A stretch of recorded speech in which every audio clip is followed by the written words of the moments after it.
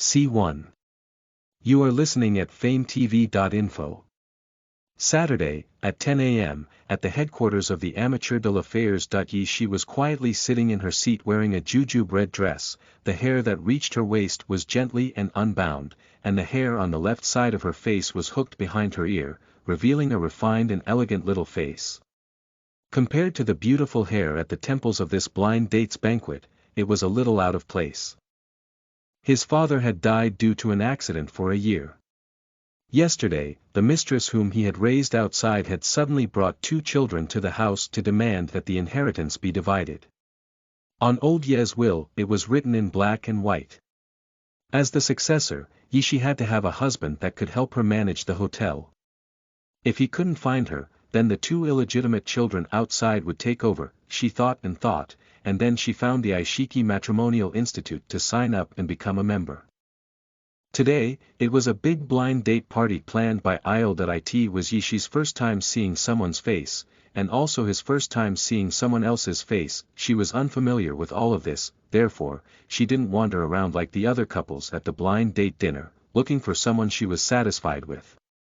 Instead, she sat awkwardly in the corner. Maybe it was because she did things too far away, but she waited for an entire hour and no one took the initiative to talk to her. Gradually, she could no longer sit still and moved to a more conspicuous position. However, after waiting for another hour, there was still no one who came looking for her. The blind date dinner started at 10 in the morning and ended at 1 in the afternoon. It was already past 12, but no one noticed her. She's face was a little stiff, and his heart surged with an endless sense of defeat. He couldn't help but think that it was because she wasn't good looking that no one had taken the initiative to look for her. Her clear eyes were slightly unnatural as they gently rotated. She tightly clenched her small hands on her knees.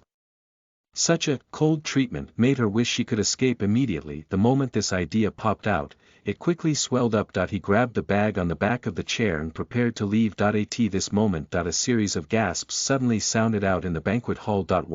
She was startled, raising her small face up to look. What he saw were 2 powerful long legs, as if carrying the wind. They moved towards her direction and finally stopped in front of her. She blinked, thinking that someone had finally come looking for her. He heaved a sigh of relief and was about to raise his head to take a look. A dark gray information kit was placed in front of her, and following that, a deep and mellow voice could be heard from the top of her head. Inside is my personal data and medical examination report. What? The corner of Yishi's mouth twitched. He then looked at the information kit but did not pick it up. Ah, the medical reports are here. It was unknown who said that, but the surrounding people immediately burst into laughter. Yishi's ears were completely red. He couldn't help but want to see who this eccentric man was. He raised his head slightly.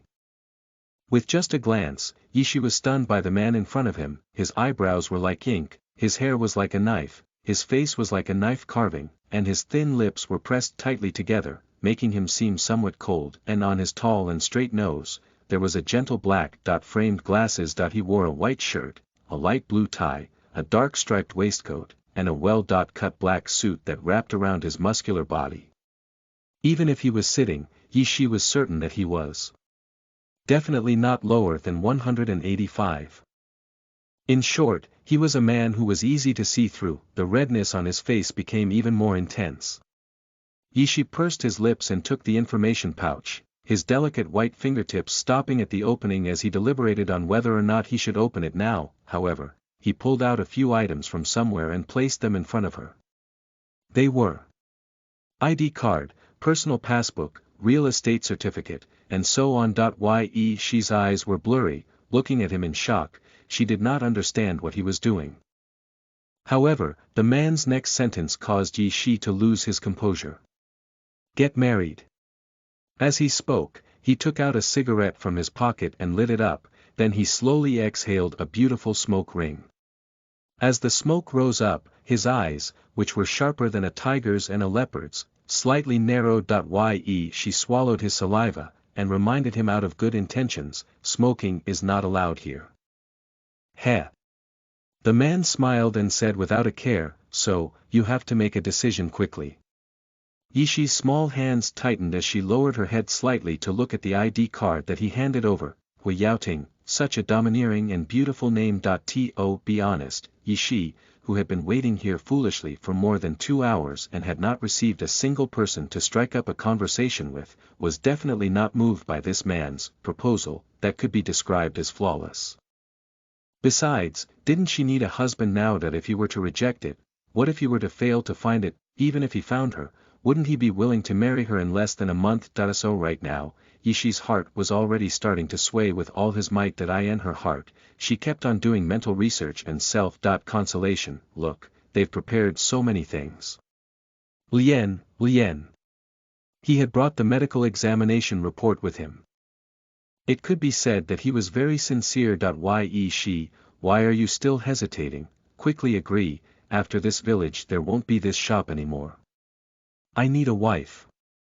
Hui Yaoting's slender fingers lit up a cigarette, and under his glasses, his eyes focused deeply on Yishi. His voice seemed like he had just smoked a cigarette, and was a little dumb. Yes, he needed a wife, and she needed a husband. It could be said that the two of them shared the same goal, so there was no longer any hesitation. After thinking about it, Yishi raised her head.